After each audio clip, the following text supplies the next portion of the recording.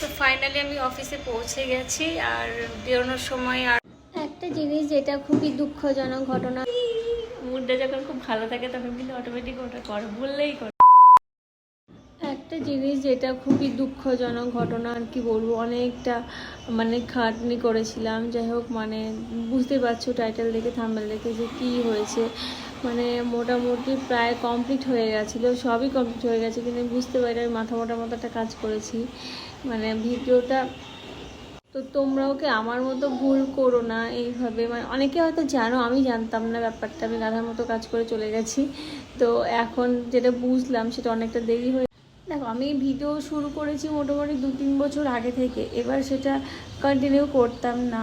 একটা প্রবলেম কি যেন আমাদের, যখন আমরা কোনো কিছু শুরু করি, বিশেষ করে আমার কথাই বলছি, কনসিস্টেন্সিটা মেনটেন করি না। আজকে হয়তো ভিডিও করছি, খুব মোটিভেট হয়েছি কাউকে দেখে করলাম, হয়তো প্রথম কিছুদিন খুব ভালো ভিডিও পোস্ট করলাম, করেই চলেছি। এবার করতে করতে মাঝখানে ব্রেক হয়ে যায় জিনিসটা, সেই জিনিসটা মেনটেন করতে পারি না। আবার হয়তো 1 সপ্তাহ কোনো ভিডিও দিলাম, গ্যাপ পড়ে যায়। এখনই যেমন কন্টিনিউ কিছুদিন করতে করতে আবার গ্যাপ পড়ে গেছে। তো আমি ভেবেছি আবার নতুন করে শুরু করব, কন্টিনিউ ভিডিও পোস্ট করব। সে আমার ভিউ যাই হোক না কেন, সেটা আস্তে আস্তে মেনটেন করতে থাকি, নিশ্চয়ই সব ঠিক হয়ে যাবে। যাতে আমি মেনটেন করে চলি রেগুলার, একটা নিয়ম তো আছে সব কিছু। তো সেই জিনিসটাই আমি ফলো করার চেষ্টা করছি আর করব। আর তোমরাও কিন্তু করতে থাকো, রেগুলার ভিডিও পোস্ট করতে থাকো, মিনিমাম ব্লগ হলে।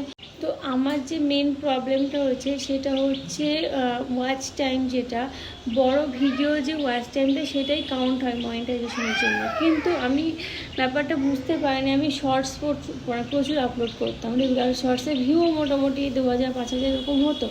এবার সেই ওয়াচ টাইমটা যে কাউন্ট হবে না সেটা আমি বুঝতে পারিনি। সেটা দেখে আমার মোটামুটি আমার হিসেবে আমার 4000 হয়ে গেছে অলরেডি। হয়ে যাওয়ার পরও কেন মনিটাইজেশন পাচ্ছি না সেটা দেখে, তো সেটা যখন আমি পাচ্ছি না, হঠাৎ করে আমি একটা ভিডিও আমার সামনে এলো এই রিলেটেডই ভিডিও, তখন এই ব্যাপারটা বুঝলাম যে শর্টসের কোনো ওয়াচ টাইম কাউন্ট হয় না। বড় যে ভিডিওগুলো সেই ভিডিওর ওয়াচ টাইম একমাত্র কাউন্ট হবে, তাছাড়া হবে না মনিটাইজেশনের জন্য। আর শর্টসের হচ্ছে ভিউ কাউন্ট হয়, সেটা হচ্ছে 3 মিলিয়ন ভিউজ হলে 90 দিনের মধ্যে বা 60 দিনের মধ্যে মনে হয়, তাহলে চ্যানেলটা শর্টসের মনিটাইজেশন হয়। সেই জিনিসটা আমি জানতাম না। তো আবার আমাকে নতুন করে শুরু করতে হবে। তো হতাশ হলে চলবে না, ভেঙে পড়লেও চলবে না, আবার নতুন করে শুরু করতে হবে। ফেসবুক যেমনটা আমাদের সবাইকে মনিটাইজেশন দিয়ে দিয়েছে, খুবই ক্রাইটেরিয়া খুবই কম, সেই রকম ইউটিউবটা একটু টাফ আছে। তো করতে হবে আমাদের জন্য টাফ, যারা নিউ ইউজার আছো বা কি বলবো, অতটা ফেমাস নয় কোনো কিছুতেই, নতুন করে শুরু করছি তাদের জন্য। তো আবার আমি শুরু করছি, তোমরা দেখতে থাকো, এভাবে পাশে থেকো যাতে আমি কমপ্লিট করতে পারি। Good morning. আজকে আমরা সকাল সকাল রেডি হয়ে দিয়েছি আর বাবু এখনই ঘুম থেকে উঠলো। তুই করো, মুডটা যখন খুব ভালো থাকে তখন কিন্তু অটোমেটিক ওটা করে বললেই করে একবার। এই যে ঘুম থেকে উঠে নিয়েছি, বিছানা গুছিয়ে দিয়েছি, এখন আমি স্নান টান করে আমার রেডি হয়ে গেছে, ওকে খাওয়াবো, আমি খাবো আর বেরিয়ে যাব। আর এই যে মশারিটার পিছনে দেখছো, মশারিটা থাকার কারণটা কি জানো, এইখানে হচ্ছে বেড সুইচ আছে, আর এই মশারিটা না থাকলে এটা পুরো দেখা যায় আর শুধু টেপাটেপি করে, ওই জন্য মশারিটা। Good morning. আজকে আমরা সকাল সকাল রেডি হয়ে দিয়েছি আর বাবু এখনই ঘুম থেকে উঠলো। তুই করো, মুডটা যখন খুব ভালো থাকে তখন কিন্তু অটোমেটিক ওটা করে বললেই করে একবার। এই যে ঘুম থেকে উঠে নিয়েছি, বিছানা গুছিয়ে দিয়েছি, এখন আমি স্নান টান করে আমার রেডি হয়ে গেছে, ওকে খাওয়াবো, আমি খাবো আর বেরিয়ে যাব। আর এই যে মশারিটার পিছনে দেখছো, মশারিটা থাকার কারণটা কি জানো, এইখানে হচ্ছে বেড সুইচ আছে, আর এই মশারিটা না থাকলে এটা পুরো দেখা যায় আর শুধু টেপাটেপি করে, ওই জন্য মশারিটা। আজকে আকাশটাও মেঘলা মেঘলা, বৃষ্টি হয়েছে ভোরবেলার দিকে, আবারও হয়তো হবে, মেঘলা মেঘলা হয়ে আছে। আর এই যে বাবু বললাম উঠে পড়েছি, দেখো উঠেই ওর একটাই ভালো কাজ, কিন্তু সকালবেলা উঠেই পটিটা হয়ে যায়, সেই নেই সারাদিন কোনো চাপ থাকে না। উঠে পড়েছে আর বসেও পড়েছে, বসে বসে তো কি কত ভালো, মনটা খুব ভালো আছে। শরীরটা অতটা ভালো নেই, শরীরে একটু জ্বর এসছে আর কি, কালকেও। তো এইখানে দেখো বাবু স্নানে জল বসিয়ে দিয়েছি, কারণ এখানে আর গিজার নেই, ওই জন্য গ্যাস ছাড়া উপায় নেই, গ্যাসেই জল গরমটা করতে হয়। তো আর এইখানে একটুখানি বাবুর জন্য ডিমের কুসুম রেখেছি, ওকে একটুখানি কুসুম খাওয়াবো একটু পরে যখন খাবে আর কি, ভাত খাবে, ভাতের সাথেই খাওয়াবো।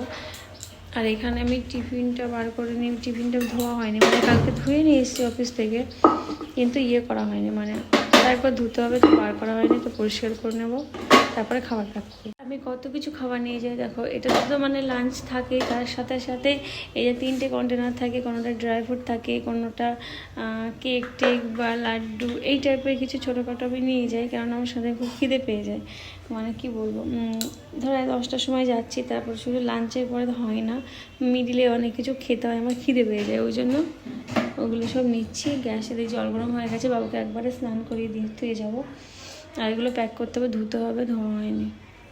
সকালবেলা খাওয়ানোর সময় দেখছি আপেল ছিল না, তখন আবার গিয়ে আপেলটা আগে এনে দিলাম, কেননা আপেল ছাড়া তো মানে সুজি দিয়ে আপেল দিয়ে করে দিই, যাতে একটু মিষ্টি মিষ্টি টাইপের হয়, এমনি চিনি টিনি তো অ্যাড করা যাবে না, তাই জন্য আপেল বা খেজুর এই টাইপের কিছু দিয়েই করি। তো খেজুরও ছিল না, আপেলও ছিল না, আর ভুলেও গেছিলাম কালকে আনতে, ওই জন্য গিয়ে আগে আপেলটা এনে দিলাম, আপেল আর খেজুরটা নিয়ে এলাম আর কি, যাতে খাওয়ানো যায়, কেননা পরে টাইম হবে না বিকেল ছাড়া।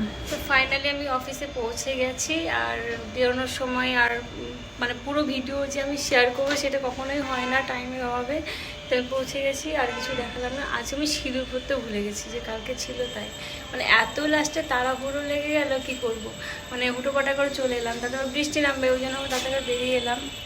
তো আজকের মতো এইটুকু, আবার বাড়ি গিয়ে বাড়িতে শেয়ার করবো, টাটা।